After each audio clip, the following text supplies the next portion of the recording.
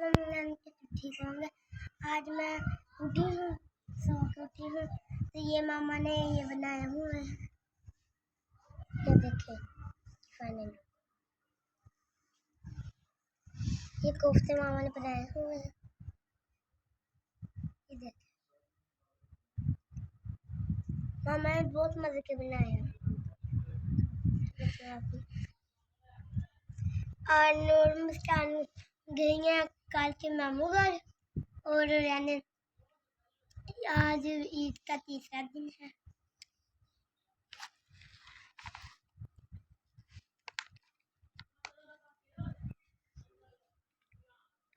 ये देखिए नाज़रीन,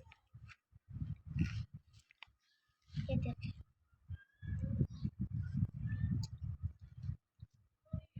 अगर वीडियो अच्छी लगी तो लाइक शेयर कमेंट करना।